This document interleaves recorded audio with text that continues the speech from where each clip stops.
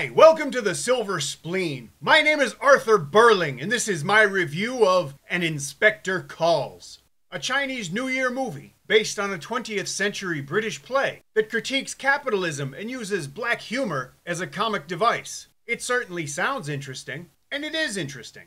Herman Yao and Raymond Wong co-directed this movie, and Raymond Wong appears in the movie as several different characters. I'm not saying that he didn't pull his weight as co-director. I'm just saying he was obviously busy doing other things while they were filming the movie that needed to be directed.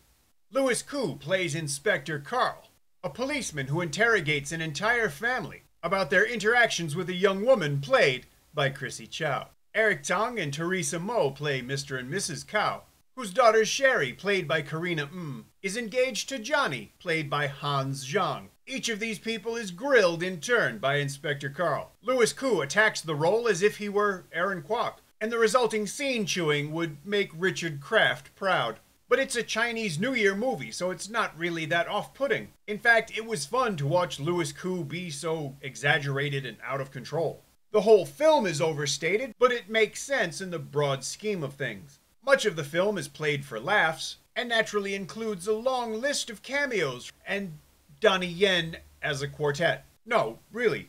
Look, I know that's only 3 people. And Inspector Calls also allows us to play the official Silver Spleen game, Where is Jane Wong? The farcical nature of much of the proceedings fits nicely into the Chinese New Year movie tradition. In fact, at one point, Eric Tong breaks the fourth wall by asking rhetorically if the situation they're in is, in fact, a Chinese New Year movie. And Inspector Calls is a very interesting film with a lot of strengths. The set design was really interesting, especially because it's so different from normal productions. Time and money was spent creating a very different environment. Some of that money went to digital effects that broaden the scope of the production in general, and some shots in particular. Surreal flights of fancy are one thing, but this particular shot of a factory is interesting because we rarely see this sort of thing in local films. Ultimately, this movie left me confused, and it's not because I don't speak Chinese. If Chinese New Year movies are traditionally about family and triumphing over adversity, I had to wonder why this story was used. In the original, the family are all unlikable swine who ultimately share in the guilt of a crime that they all contributed to. The ending is overtly political, bleak, and a broad indictment of many of the values that supposedly founded and drive this city. Why on earth would you want to make a Chinese New Year movie about that kind of thing? If you change anything about the story, its intent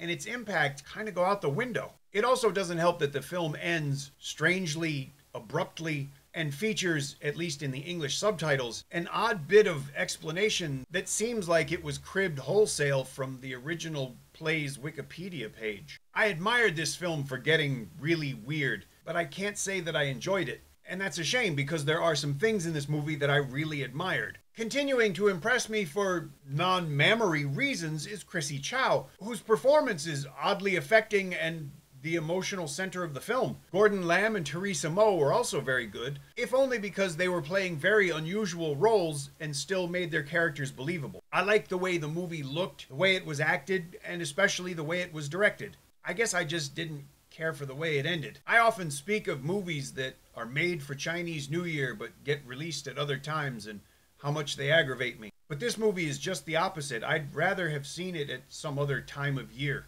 I can actually recommend that you see the movie, if only so that you understand what it is that I'm talking about. And as I said, it's quite an interesting production by local standards. So if you want to watch it, go see it in the cinema, or wait till it becomes available for rental or purchase. Don't steal it by watching it online or downloading it illegally. When the film is released to home video, I'll update the description with a link where you could buy it.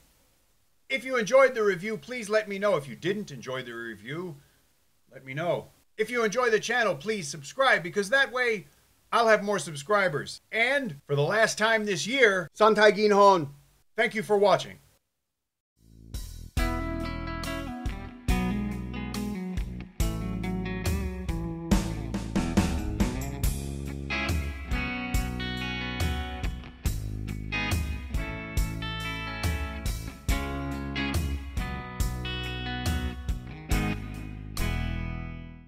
I really wanted to like An Inspector Calls because I like Inspector Yao, That's a good one.